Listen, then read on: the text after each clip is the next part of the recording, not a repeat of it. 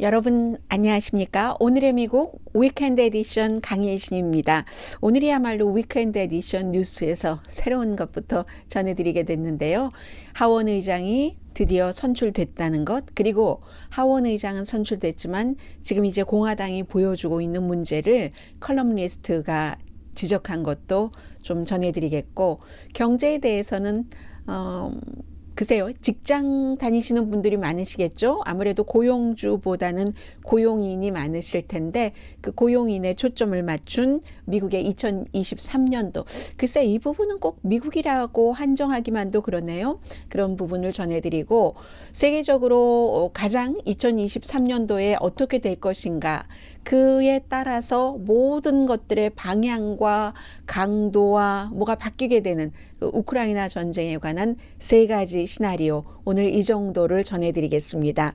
먼저 동부 시간으로는 새벽 2시였습니다. 그제서야 이제 의원들이 의사당 밖을 나가게 됐는데 14번을 실패를 하고 15번째 투표에서 케빈 맥카티 캘리포니아 베이커스필드에서 태어났고 그곳이 지역구인 공화당 의원이 당선됐습니다. 이제 숫자 계산은요. 전체적으로 이제 435명이 연방 하원 의원이지만 그래서 이제 그 가운데 또 한 사람이 지금 숨졌고 해서 공석이고 이렇게 했을 때 218표를 받았어야지 됐는데 그 뒤에 이제 또 두 사람이 못 나오고 이렇게 저렇게 해서 428명 가운데 216표를 받아서 하원 의장으로 당선이 됐습니다. 케빈 맥카티가.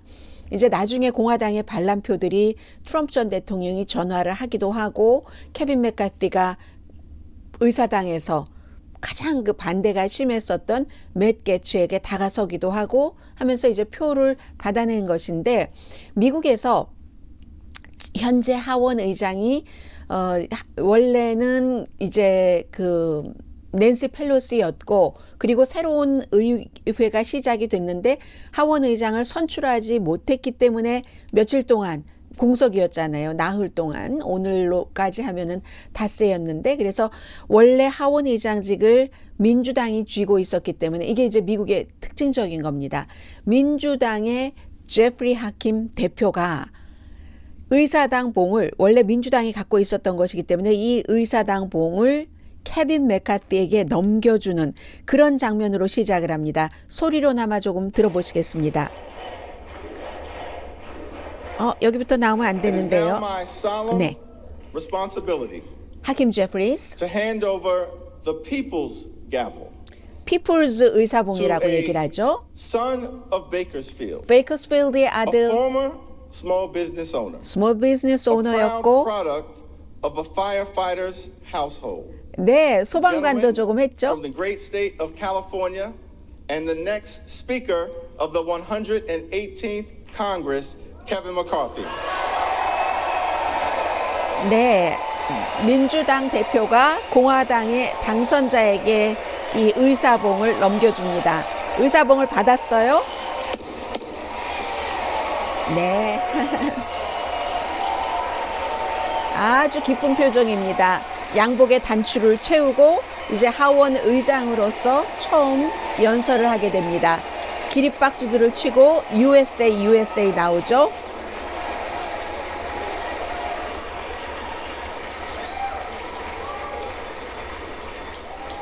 제일 먼저 어떤 얘기를 할까요? 케빈 맥카티 하원 의장. Easy, huh? 쉬었죠? 라고 농담을 합니다. 아주 그렇게 얘기를 했고. Minority Leader Jeffries. 네, 이 소수당의 리더 제프리스. I gotta warn you. 2 years ago, I got 100% of the vote from my conference. 네, 그러니까 이제 조금 여유가 생긴 겁니다. 이 하킴 제프리즈 민주당 이제 소수당의 리더 고마워요 의사봉 넘겨줘서 이렇게 얘기를 하면서 나도 2년 전에 우리 당에서 이제 그 대표였으니까는요 100% 투표 받았다. 하킴 제프리스가 계속 이제 민주당으로부터 100% 투표를 받았기 때문에 나도 그랬어요 하고 얘기를 하는 겁니다. 그래서 이 사람이 쭉 그 연설을 하면서 뭐 여러 가지 양보도 많이 하고 그러나 당선이 됐어요. 결국은 맨 마지막에 뭐라고 얘기를 했냐면 내가 이번 이것을 쭉 지켜보고 겪어오면서 나는 결코 포기하지 않을 것이다. 이렇게 하면서 연설 118대 하원 의장으로서 첫 번째 연설을 이렇게 마무리했습니다. I never give up. Never give up.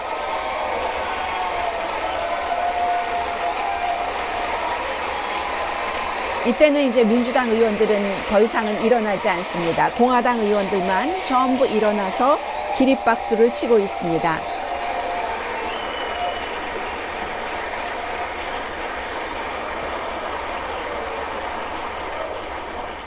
And I make this promise. I'll 약속한다고요. never give up for you, the American people. 미국 And I 사람을 will never give 위해서 up on keeping our commitment to America. Our nation is worth fighting for. Our rights are worth fighting for. Our dreams are worth fighting for. Our future is worth fighting for. 네, 결국은 이게 이제 우리 당에 관한 것만도 아니고 의회에 관한 것만도 아니고 뭐 모든 나라에 관한 것. 션 해니티 목소리가 나왔고요. 네, 어제 제가 새벽에 박스 텔레비전을 봤습니다. 절대 포기하지 않는다는 것, 여러분을 위해서, 미국을 위해서 미국의 한 약속을 지키겠다고 했고, 그리고 이제 우리는 정말 싸울 가치가 있고, 우리의 꿈, 미래를 위해서 싸울 가치가 있다. 뭐 이런 연설 아주 기본적인 얘기를 했습니다. 나의 책임은 꼭 의회, 우리 당에 관한 것만이 아니라 미래를 위한 것이다라고 얘기를 했고 중간에 한 20분 정도 연설했거든요. 20분 조금 넘은 것 같은데 트럼프 전 대통령에게 감사한다고도 했고 그의 영향력을 의심해서는 안 된다고도 얘기를 했습니다. 처음부터 나와 함께 있었고 올인했다. 마지막 투표에서 영향을 미쳤다. 그럼으로써 당과 나라를 구했다라고 얘기를 했습니다. 바이든 대통령도 축하했습니다. 중간 선거가 끝나고 제가 국민들에게 얘기한 것처럼 공화당이 하원에서 다수당이 됐기 때문에 당시에 상원은 결정되지 않았었고요. 공화당과 함께 저는 일을 할 준비가 돼 있다고 분명히 말씀을 드렸고 지금도 제 마음은 그렇습니다. 공화당도 저와 함께 일할 준비가 돼 있길 바랍니다. 지난 2년 동안 우리는 많은 것을 할 수가 있었습니다. 이건 이제 민주당의 낸시 펠로시가 하원 의장이었을 때죠. 그리고 보니까 낸시 펠로시 민주당 하원 의장도 캘리포니아주 또 이번에 118대의 케빈 메카티도 캘리포니아주 다른 것은 낸시 펠로시는 샌프란시스코 더 북쪽 이 케빈 메카티는 중가주 베이커스필드가 지역구라는 것 정도가 다르네요. 맷 게츠 그렇게 never 케빈이라고 했는데 마지막에는 트럼프와 통화하고 나서 케빈 메카티에게 투표했고요. 로렌 보버츠도 마찬가지입니다. 그 밖에 뭐 애리조나의 의원 뭐 등등 여러 사람들이 15번째에서는 케빈 메카티에게 투표를 했고요. 양보를 많이 했죠. 케빈 메카티가 하원 의장이 되기 위해서. 그래서 며칠 전까지만 하더라도 5명의 의원이 동의를 하면은 하원 의장 해임 절차가 시작될 수 있도록 했는데 그 5명을 1명으로 낮췄습니다. 1명만이라도 저 사람 해임해야지 돼 하면은 이제 그 절차가 쉽게 시작될 수 있다는. 그리고 21명의 프리덤 코커스의 멤버들 케빈 메카티 15번째 올 때까지 끊임없이 반대했었던 그 사람들에게 많은 것을 준다고 약속을 했습니다. 좋은 위원회에 넣어주겠다고 하고 아무튼 그들의 힘이 세진 거고요. 여기에 대해서 어제 이 결과가 나오기 직전에 나온 월스트리트저널의 컬럼을 소개를 해드리자면 방송이라는 게 이렇습니다. 제가 이제 케빈 메카티가 당선되기 전까지는 하원 의장으로 이 컬럼에서 많은 부분을 거의 모든 부분을 여러분들께 소개를 해드릴 만 했거든요. 그런데 지금은 당선이 됐기 때문에 부분적으로 조금만 이제 추려서 전해드리는 게 적절한 시점이 됐습니다. 월스트리트저널에 패기 누난이라는 칼럼니스트가 공화당이 정상적인 공화당 멤버들이요. 변두리에 맞서서 뭔가 평화, 침착성을 회복해서 변두리를 물리쳐야지 됩니다. 이때의 변두리라고 하는 것은 많은 것을 반대를 위한 반대를 포함해서 하고 있는 프리덤 코커스를 뜻합니다. 그래서 그가 하원 의장이 됐지만 이제 되기 전에 쓴 것이지만요. 하원 의장이 됐는데 그 하원 의장이라는 잡을 갖기 위해서 그 잡이 갖고 있는 많은 파워를 양보했다면 그게 무슨 의미가 있는가? 지금 하원 의장직이 힘들어진다는 것도 이제 여기서 알 수 있고요. 그렇게 되는 경우 패기 누나는 그 잡의 의미 자체가 사라진다. 이렇게 컬럼에서 썼습니다. 프리덤 코커스를 얘기를 하는 거죠. 음모론 믿는 사람들이 많이 있고 트럼프 전 대통령을 지지하는 사람들이고 이 프리덤 코커스는 항상 워싱턴의 기성 이 정치인들을 썩은 물이라고 스왑프라고 얘기하죠. 많이 지난 2년 동안은 조금 줄어들긴 했지만 많이 얘기가 됐었던 그 썩은 물. 결국은 그렇게 그를 지지하는 투표를 며칠 만에 할 거면서 맷 게츠 같은 사람. 본인의 미성년자 성매매 이 조사에 대해서 케빈 맥카티가 적극적으로 막아주지 않았다 해서도 케빈 맥카티의 당선을 거의 끝까지 반대했던 맷 게츠 같은 사람이 워싱턴의 썩은 물, 스왑프 가운데서도 이 케빈 맥카티는 가장 더럽고 독한 악어라고 얘기를 했습니다. 그런데 결국은 찬성표 던지던데요. 그렇게 했는데 이 프리덤 코커스 사람들은 덫을 던져서 의회에 작동을 못하게 하는 것, 그것을 위한 전진을 하고 있다. 많은 사람들이 지금 얘기를 하는 겁니다. 칼 로브 같은 공화당의 전략가 같은 사람도 그런 얘기를 하고 있죠. 대안 없이 뭔가를 그 케이어스를 혼돈을 만드는 사람들. 그렇기 때문에 월스트리트저널의 칼럼니스트 패기 누나는 그들은 현실의 바탕을 뒀다기보다는 니힐리즘, 허무주의자다라고 얘기를 합니다. 텔레비전에서만 입법자 역할을 하면 된다고 생각하는 사람들. 이건 이제 존 베이너 전 하원 의장이 그 자리를 이 프리덤 코커스 때문에 사임할 수밖에 없었던 바로 그 존 베이너가 했었던 얘기죠. 2015년도에 텔레비전에 나가서만 입법자인 것처럼 빅마우스를 가지고 팍스 같은 데 나가서 텔레비전 히트작을 만들고 막 분노하고 터프한 사람이 되려고 으스대고 아무것도 안 해도 된다. 그들의 비즈니스 모델은 텔레비전에 나가서 불만 붙이면 된다.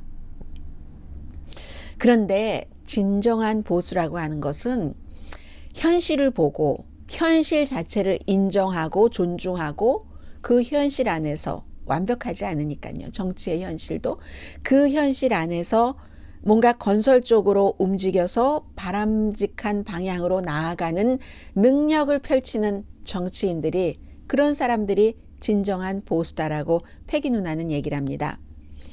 그런데 이제 이 프리덤 코커스에 속한 많은 사람들이 바보 같고 너무 감정적이고 특히 남자들이 그렇다. 정치적인 역사관 같은 것도 없다라고 얘기를 합니다. 제도를 존중하지 않고 진지하지도 않고 계획도 없으며 오로지 그 말하는 포인트, 터킹 포인트만 잡아서 빅마우스로 팍스 같은 데 나가서 떠든다는 겁니다. 그러면서 본인들을 자유의 투사라고 얘기를 하는데 로라 보버트도 콜로라도주가 지역구인 의원이요. 이번에 재선에서 뭐 500 몇십 표 차이로 겨우 당선됐습니다. 총 들고 막 다니고 하는 여성 있잖아요.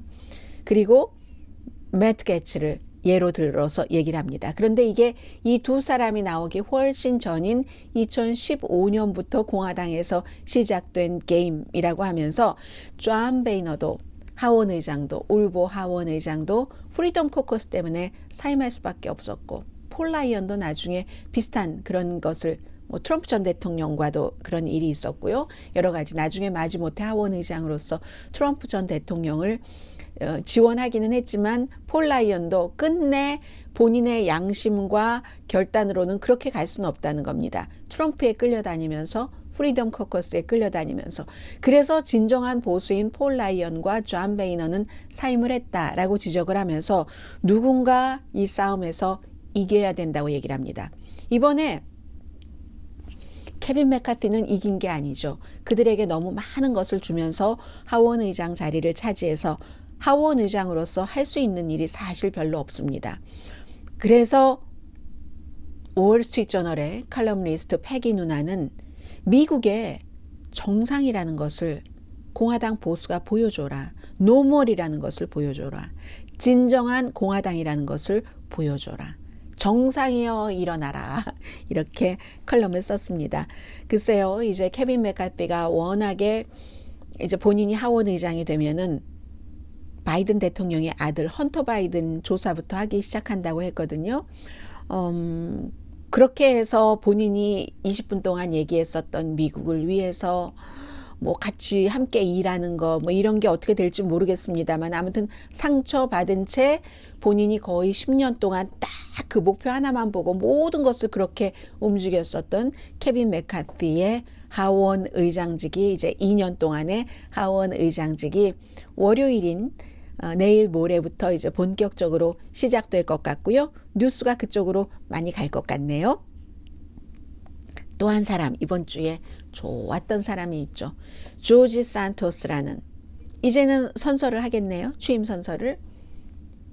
뉴욕의 롱아일랜드에서 당선이 됐는데 알고 보니까 모든 것이 다 본인이 내세웠었던 이력 경력이 거짓말, 사기였었다는 이 사람이 결국은 브라질에서 남의 체크북을 훔쳐서 그 돈으로 물건을 샀다. 이걸 시인을 했습니다. 그런데 그런 뉴스들이 지금 1, 2, 3, 4 나흘 동안 계속 하원 의장 선거가 있어서 전부 가려졌습니다. 그런데 제가 의사당을 이렇게 보니까 조지 산토스는 아직 뭘 선서는 못했고요. 하원 의장이 선출되지 않았기 때문에 혼자 있더군요. 누군가가 이 사람이랑 가까이 하려고 하지 않는 거예요. 론리맨으로서의 모습이 그대로 보였는데 아무튼 브라질 경찰들이 기록이 150페이지나 되는 기록이 나왔고 뉴욕타임스가 보도를 하고 나서 20살 되기 조금 전에 뭐 어머니의 가방에서 그 어머니의 체크도 아니에요. 다른 사람, 어머니가 다른 아픈 사람을 돌봐주는 일을 했었을 때 그 사람의 체크였다고 하고 나중에 그 사람은 숨졌고 그 체크로 가게에 가서 뭐 1313달러 63센트를 주고 운동화 옷을 샀는데 그 뒤에 이제 다른 사람이 가서 그걸 리펀한다고 친구한테 이걸 선물 받았는데 리펀 이렇게 해서 이제 딱 이상하게 생각한 가게 점원이 경찰에 신고를 했고 또 뭐 돈은 주면서 리펀드 해주면서 그래서 이제 잡으려고 했는데 그 당시에 브라질과 미국의 이중 국적을 갖고 있었기 때문에 사건 자체는 브라질에서 있었고요. 그다음에 이제 미국으로 와버린 거죠. 해서 이리저리 이제 뭐 그냥 덮어져 버렸는데 1,300달러짜리를 가지고 뭐 계속 2008년이었으니까 이 케이스를 계속 누군가가 쫓겠습니까? 브라질에서 브라질 경찰도 할 일도 많은데 덮였다가 이번에 뉴욕타임스 보도로 다시 시작이 됐고 처음에는 아니라고 거짓이라고 거짓 보도라고 딱 잡아 뗐습니다. 그런데 결국은 브라질 경찰에 그 많은 자료를 입수를 하고 하니까 내가 그랬었다라고 시인을 했습니다. 시인을 했고 어렸을 때 아이들을 보면은 뭐 샤블리프팅 같은 것도 하고 그러니까 그런 일도 있을 수도 있다라고 생각을 할 수도 있다고 봅니다. 저는 제 개인적인 생각으로는. 그러나 이제 이게 일반적인 사람들과 공직자와는 다르고 공직자도 작은 로컬 커뮤니티의 공직자가 아니라 연방 하원 의원이라는 직책 또한 이런 모든 일들이 나왔을 때 혈통에 대해서 교육에 대해서 일자리에 대해서 뭐 본인의 재산에 대해서 전부 다 가짜. 심지어 어머니가 9.11 사태 때 그 빌딩에서 숨졌다. 그 어머니는 몇 년 뒤에 다른 곳에서 숨지셨거든요. 그런 정도의 거짓을 하는 사람이면 이게 정신 상태가 이상한 것이 아닌가. 연방 하원 의원직을 수행할 만한가. 그리고 완전히 드러날 때까지 증거가 너무 많을 때까지는 다 가짜라고, 가짜 보도라고 부정을 했었다는. 그런데 이제 이런 많은 것들이 가려졌습니다. 이번에 하원 의장 선거로 인해서 지금 이제 뭐 사기 혐의로 다시 뭐 기소가 될 것이고, 그렇게 될 경우 그 브라질 경찰이 미국의 법무부의 도움도 받아야지 되고 하니까 의회 의원으로서 그냥 넘어가지는 않을 것 같죠. 그냥 넘어가지는 않을 이 조지 산토스라는 34살의 뉴욕 롱아일랜드 3지구 연방 하원 의원의 뉴스도 다음 주부터는 조금 더 나올 수 있을 것이다 라는 생각이 듭니다. 경제에 관해서 좀 말씀드리겠습니다. 많은 분들은, 한인분들도, 로스앤젤레스에서 스몰 비즈니스를 하시는 분들도 경제가 너무 어려울 것이다, 경기 침체가 될 것이다 하는 분위기가 무척 강합니다. 그런데 그 같은 분위기에 비해서는 오늘의 미국에서는 그럼에도 불구하고 경기 침체가 있어도 이거는 아주 딱딱하게 확 부딪히는 게 아니라 넘어갈 수 있는 정도가 될 것이다 하는 그런 분위기를 많이 전해드렸거든요. 왜냐하면 제가 보고 있는 뭐 경제에 대해서 아무래도 전문적으로 보고 있는 그런 시각들이, 그 전문가들이 많은 뭐 이코노미스트라든가 파이낸셜 타임스라든가 월스트리트저널이라든가 뉴욕타임스도 포함이 되네요. 그 BBC라든가 이런 매체를 보면은 좀 육중한 사람들이 볼 때는 미국이 완전히 경기 침체가 나서 사람들이 걱정하는 것처럼 막 혼돈이 되고 이거 어떡하지는 아닐 것이라고 보는 게 대세로 저는 보여집니다. 제가 그런 전문가들의 판단을 제가 잘못 판단했을 가능성도 있지만 저는 잘못 판단했다고 생각을 하면 제가 여러분들께 그렇게 보도해 드리진 않잖아요. 그래서 지금 경제 분위기 자체는 그렇다. 사람들이 더 겁을 먹고 있는 것 같다 하는 것이고, 지난 12월 달에 22만 3천 개의 일자리가 추가돼서 뭐 실업률이 11월 달에 그 3.6%에서 3.5%로 줄어들었고, 평균 시간당 임금도 1년 전에 비해서 4.6%가 증가했다고 하는데, 그러니까 지난해가요, 봄부터 시작해서 이자율이 계속 올라서 기준금리가 거의 0%, 0.25%에서 지금 거의 5%까지 오르는 그런 상황이잖아요. 그 상황에서도 노동시장은 탄력이 있었고, 그러니까 미국의 노동시장이 이 정도 탄력이 있으면 미국도 경기 침체를 겪더라도 감당할 수 있을 정도. 그리고 이게 미국에서 끝나는 게 아니라 세계 다른 나라도 감당할 수 있을 정도가 될 수도 있다는 게 12월 달에 노동지표 어제 발표된 그겁니다. 거의 모든 분야에서 일자리가 늘어났잖아요. 레저, 숙박, 술집, 식당, 의료, 회사, 특히 건설 분야에서도. 물론 또 하나의 점점 일자리가 줄어드는 추세는 있습니다. 아마존. 그래서 일하고 계시는 자녀 두신 분들 계시죠? 세일즈 파트에서 10% 줄인다고 하고 18,000명 줄인다고 했습니다. 테크 업계는 많이 줄어들고 있어요. 왜냐하면 그쪽에 거품이 너무 많이 끼었었기 때문에. 팬데믹 때 거저 들어가는 돈도 너무 많았었고 그랬기 때문에 기술 회사의 대규모 감원을 빼고는 거의 모든 분야에서 일자리가 조금씩 늘어나고 있다는 겁니다. 이건 이제 또 연방준비제도가 오늘의 미국에서는 올해 첫 번째부터 바로 이자율을 내리지는 않는다라고 말씀을 계속 드려왔어요. 그런데 일부 매체에서는 첫 번째 공개시장위원회부터 이자율을 줄이지 않을까라는 기대를 말씀을 하시던데 그렇지는 않을 것 같고요. 이번에 노동시장 지표를 통해서도 그러한 것들이 또 한 번 확인이 됐고 기본적으로 현재로서는 한 3, 4분기 돼야지 내리는 것을 생각해 보지 않을까. 그것도 분위기에 따라서 달라질 수도 있고요. 앞으로 몇 개월이 중요한 거죠. 몇 개월 동안 경제가 어떤 방향으로 이 분야 저 분야에서 진행되느냐에 따라서 달라질 수 있다고 봅니다. 대부분의 경제 전문가들 전망이 근데 틀릴 수도 있습니다. 얕은 경기 침체, 약한 경기 침체 겪을 것이다 라고 아직까지는 보고 있다고 여러분들께 말씀을 드리고요. 그리고 이 추세를 하나 전해드리겠는데요. 2023년은 직원들의 해인가? 우선 사무실로 돌아가는 것. 직원들조차도요, 집에서 재택근무를 했던 사람 가운데 일부도 기꺼이 일주일에 몇 번 정도는 회사에 나가서 일하고 싶어, 일할 수 있겠어 하고 그쪽으로 돌아가는 것. 그리고 지금까지 이제 마켓이 좋으니까, 고용시장이 좋으니까 일하는 사람, 저처럼 여러분처럼, 많은 여러분처럼 인플로이의 입장에서 좋았었는데, 그런데 이제 잠재적인 약하더라도 경기 침체는 고용주에게 조금 좋을 수도 있죠. 아직까지는 사람들 나갈까봐 뭐 계속 봉급도 올려주기도 하고 하잖아요. 그런데 이제 이런 것들이 약간은 고용시장이 계속 좋은 것은 아니니까 지난 한 해처럼 고용주에게도 조금 숨을 쉴 수는 있게 해준다 하는 것이고요. 그리고 또 하나 새로운 추세는 얼마 전에도 여러분들께 그 어떤 데이터를 통해서 말씀을 드렸었는데, 일주일에 나흘 일하는 회사, 이런 회사들이 이제 추세가 된다는 겁니다.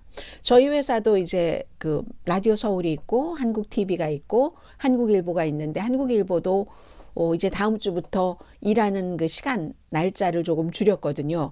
그렇게 일주일에 나흘 일하는 회사들이 늘어난다. 이건 이미 시험 단계를 거쳐서 그렇게 해봤더니 직원들이 스트레스도 줄어들고 불만도 줄어들고 그러면 생산성은 오히려 늘어난다는 거죠. 스트레스가 줄어드는 것은 불면증도 줄어들고 하니까 그렇게 된 거, 번아웃 당연히 줄어들었고요. 정신적인, 신체적인 건강이 직원들이 좋아지니까 또 뭐 하루 쉬고 뭐 좀 일하는 시간 줄어들고 하면 평소에 못했던 일들을 볼 수가 있잖아요. 거기서 스트레스가 줄어서 줄어든 스트레스로 회사에 와서 일하다 보니까 생산성이 높아지고, 생산성이 높아지니까 이윤이 올라가고, 그런데 왜 이걸 안 하겠어요? 그러는 회사들이 늘어날 것이라는 겁니다. 저처럼 방송을 하는 사람이야 어쩔 수 없이 날마다 방송을 해야지 되지만, 저도 나름대로 즐깁니다. 열심히 텔레비전 보고 라디오 듣고 뭐 신문 읽고 생각도 하고 분석들 하고 이렇게 하면서 집중적으로 일하고, 그리고 또 나머지는 제가 하고 싶은 거 하잖아요. 어떤 땐 청소하고 텔레비전도 보고 뭐 이런 식으로 그렇게 지금 일주일에 나흘 일하는 회사, 이것도 이제 고용인 입장 둘 다네요. 고용주에게도 좋다고 하니까. 봉급의 투명성, 이게 바로 2023년도 새로운 추세입니다. 직원들을 위한 추세죠. 하버드 비즈니스 리뷰가 쭉 분석을 했는데, 미국 직장들의 5분의 1 정도는, 그러니까 봉급의 이 직종은 얼마를 받습니다 하는 것을 딱 공지를 한다는 겁니다. 콜로라도주, 뉴욕, 캘리포니아, 워싱턴주는 법으로 만들어 놨잖아요. 그래서 고용주가 봉급 범위를 딱 공개를 하도록 사람들을 뽑을 때, 이러한 이제 경제 패턴이 2023년입니다. 오늘 마지막 이슈입니다. 이 내용은 이코노미스트가 분석한 건데, 아마 이 세 가지 가운데 하나가 되지 않을까. 우크라이나 사태. 이 우크라이나 사태가 세계의 많은 것을 지배하니까요. 제가 하원 의장이 선출됐습니다. 맨 앞에 말씀드렸는데, 하원 의장이 선출되기 전에 세 가지 시나리오를 말씀을 드리면서, 세 가지 가운데 가장 현실적으로 가능한 것이, 첫 번째, 이 케빈 맥카티가 계속 버티면서 결국은 케빈 맥카티가 하원 의장이 된다 하는 것이 가장 강한, 가능성 높은 시나리오입니다 라고 말씀을 드렸잖아요. 또 그렇게 됐습니다. 그런데 우크라이나 사태에 대해서는 이코노미스트가 세 가지 시나리오를 보도하고 있는데, 저는 이 세 가지 시나리오 가운데 어느 것이 가장 괜찮을지 잘 모르겠어요. 다만 첫 번째 시나리오가 지금으로서는 별로 이루어질 것 같지 않다 하는 건 있습니다. 자, 이제 저와 함께 올해도 내내 이 뉴스를 접하셔야지 될지 모르니까 한번 정리를 해두시면 좋을 것 같습니다. 첫 번째, 우크라이나 사태 시나리오. 러시아가 패배의 문턱에서 승리를 낚아챈다. 지금 러시아가 점점 위축되고 있잖아요. 겨울 최전선, 그런데 어느 순간부터 안정되면서 지금 모집병, 용병들도 있고 와그너 그룹 같은 데도 있고 이제 겨우 나이 얼마 되지 않은 막 징집병들도 있잖아요. 그렇게 훈련이 제대로 되면서 힘을 키우고 그에 비해서 미국이 공화당이 다수당이 됐기 때문에 하원에서 우크라이나에 무기 지원하는 것을 중단하고 지금은 어제도 새롭게 그 어느 때보다도 많이 지원한다는 것을 발표했거든요. 바이든 행정부도 준비하는 겁니다. 공화당에서 조금이라도 지금만큼 많이 협조 안 할 것이라는 것을 알기 때문에. 그래서 러시아의 신병들이 힘이 강해지고 미국에서 무기 공급이 줄어들면서 유럽도 무기 공급을 줄여서 러시아가 여러 가지 장비가 부족하지만 새로운 군대를 갖추는 무슨 갑옷, 포병 장비 그 정도는 있으니까 봄이 되면 새롭게 공격을 시작해서 몇 달 동안 우크라이나군을 밀어낸다. 러시아 드론이 계속 우크라이나 기간 산업을 망치고 여름쯤이 되면은 우크라이나가 점점 뒷걸음질을 치고 그리고 러시아가 점점 산업지구 같은 데를 점령을 하면서 서방 국가들은 우크라이나에 휴전을 받아들여라 라고 쭉 촉구를 한다. 그럼 볼로디미르 젤렌스키는 지금 서방 국가의 지원으로 전쟁을 하고 있기 때문에 그 휴전 받아들여라 하는 것을 받아들일 수밖에 없다. 그리고 나서 그 이후에 몇 달 또는 몇 년이 될 수도 있고 러시아는 수도 키예브에 대해서 완전히 이제 점령하고 우크라이나를 갖기 위해서 부지런히 재정비를 한다. 이게 이제 첫 번째 시나리오라는 겁니다. 이 시나리오대로 될 것 같진 않아요. 지금 보면. 그럼 두 번째 시나리오는 무엇이냐? 교착 상태. 푸틴은 언제까지 기다린다? 2024년도 트럼프 전 대통령이 다시 정권을 잡을 때까지 대통령이 돼서 그때까지 버티는 것을 목표로 한다는 겁니다. 이것도 도박이죠. 트럼프 전 대통령이 2024년도 대통령이 되느냐. 대통령이 되고 나면 푸틴이 다 맞다니까. 무조건. 크림반도도 러시아 건 맞다니까. 그때까지 기다리는 게 푸틴의 또 다른 전략일 수 있다는 거죠. 러시아가 수십만 명의 젊은이를 동원하지만 그들을 효율적인 전사로 만들 수는 없다는 겁니다. 지금도 휴대폰 쓰다가 위치 발각돼서 우크라이나로부터 공격당하고 하잖아요. 그래서 신병이 어떻게 장갑차도 부족하고 공격에 나설 수는 있지만 공격에 나서서 막 열심히 싸울 수는 없다는 거예요. 참호 요새 정도를 채우고 그러니까 머릿수 채우는 정도는 할 수 있지만 그런 것. 그래서 그렇게 버티면서 지난번에 11월 달에 헤르손에서 러시아가 퇴각하면서 엄청나게 무기를 남겨두고 갔잖아요. 그런데 무기를 남겨두고 퇴각하기는 했지만 우크라이나가 그거 승리라고 볼 수는 있지만 러시아가 이제 딱 강 같은 걸 끼고 있기 때문에 우크라이나로서 또 진격하는 그 속도가 느려질 수밖에 없죠. 그러니까 러시아가 시간 벌기를 한다는 겁니다. 그 사이에 이제 계속 우크라이나도 뭔가 경제도 힘들어지고 민간 시설이 파괴되니까 사기도 떨어지고 하면서 유럽도 뭔가 겨울이 오면은 정전이 되고 에너지값 비싸지고 하면서 도널드 트럼프가 백악관을 되찾고 하는 여기. 이거 러시아의 도박이죠. 트럼프가 대통령이 될까요? 지금 저렇게 마지막에는 트럼프가 전화해서 케빈 맥카티를 하원 의장으로 만들었다고는 하지만 그러니까 케빈 맥카티는 트럼프에게 빚진 겁니다. 이게 또 공화당의 딜레마인 거예요. 트럼프에게 빚을 졌기 때문에 트럼프를 밀어야지 되는데 트럼프가 공화당 예비선거에서 당선되면 민주당과 본선거에서 트럼프가 이길 확률이 높겠습니까? 낮겠습니까? 바이든에게도 졌는데 그때가 되면은 중도층에서 투표를 해야지 되는데 이번에도 중도층이 트럼프를 버렸는데 2024년도에 백악관에 있었던 사람도 아닌데 트럼프를 지키겠습니까? 그래서 교착 상태로 가면서 트럼프가 이길 때까지라고 기대하고 있는 푸틴의 이 심정은 도박이라고 볼 수밖에 없는 거죠. 그럼 세 번째, 우크라이나가 어떻게 될 것인가 하는 시나리오는 이게 어떻게 보면은 가능성이 있어 보이는데 이것도 가장 위험한 시나리오입니다. 우크라이나가 크림반도까지 진입을 하고 이렇게 될 때 그러면 푸틴은 가만히 있을까요? 푸틴은 그렇게 될 경우 최후 통첩을 하겠죠. 어떤 식으로 최후 통첩을 하느냐? 그 말씀을 드리겠습니다. 이제 우크라이나가 열심히 싸워서 지금처럼 사기도 좋고 승리를 눈앞에 두는 겁니다. 그런데 위험하기는 푸틴의 두 번째 시나리오에서의 도박만큼이나 위험하다는 거죠.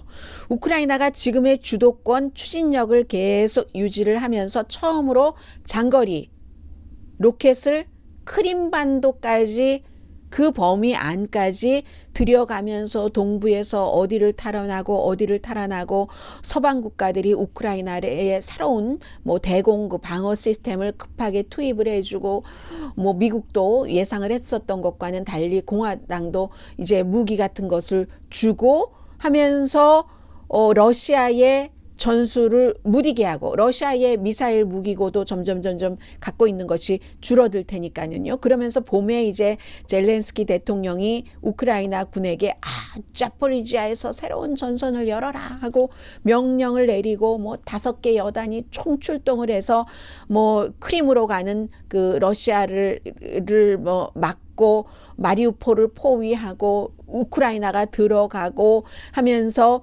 크림반도 진입을 할 이렇게 되고 그러면은 푸틴이 최후 통첩을 한다는 겁니다. 그래? 오지 마라. 더 이상 오지 마라. 올래? 올 테면 와봐. 이때는 정말 핵무기를 쓴다는 위협을 한다는 거죠. 승리가 눈앞에 있는데 거기까지 갔는데 그러나 이때는 푸틴도 핵을 갖고 진짜 위협을 할 수 있기 때문에 우크라이나로서도 위험하게 마찬가지라는 거죠. 그 사이에 무슨 일이 있을지, 푸틴의 건강이 어떻게 될지, 러시아의 내부가 어떻게 될지, 러시아가 예를 들어 두 번째 시나리오에서요, 2024년까지 기다리지? 라고 하면 러시아 내부가 좋아하겠습니까? 러시아 국민들이 여론이 전쟁에 점점 반대하고 러시아 경제도 위축되죠. 우크라이나 경제뿐만이 아니라 푸틴의 힘은 점점 약해지는 겁니다. 이러한 것이 있듯이 젤렌스키가 계속 어디까지 크림반도까지 가는데 약해진 푸틴이 그래? 핵 한번 맞아볼래? 이렇게 될 수도 있고 그 사이에 말씀드린 것처럼 푸틴의 힘이 얼마나 약해지는지 유지할 수 있는지 여기에 따라서 지금 1, 2, 3 시나리오 가운데 푸틴이 딱 승리 쪽으로 갈지 교착 상태에 갈지 우크라이나가 승리 쪽으로 갈지 현재로서는 이렇지만 이 사이사이에 우리가 예측하지 못했었던 그러한 그 요소들이 들어가면서 바뀌어지는 거겠죠. 여기까지 오늘 위켄드 에디션 마치고요. 그리고 이제 조금 뒤에 제가 한국 밖에서 보는 한국도 이제는 2023년부터는 아예 미국 로스앤젤레스 시간으로 토요일에 2개를 올려서 여러분들께서 토요일에 2개 다 보고 싶으신 분들은 보시고 아닌 분들은 일요일에 나눠서 보시든지 하시면 좋겠습니다. 이번 주에 그 한국 밖에서 본 한국에는 지난주에 여러분들께 전해드렸었던 이명박 대통령을 포함한 사면에 대해서 해외에서는 한국에 사면할 때 대통령이 무슨 화합을 위해서라고 하지만 그건 헛소리다 하는 게 있고요. 그리고 제가 마지막으로 전해드릴 내용은 한류가 K-팝, K-드라마 같은 것이 한국과 일본과의 관계에 장기적으로 정치적인 전반적인 관계에 영향을 미친다 하는 건데 그 기사가 조금 꼼꼼하고요. 좀 밀도감이 높거든요. 그런 내용들 한국 밖에서 본 한국 시간에 전해드리겠습니다. 강혜신이었습니다.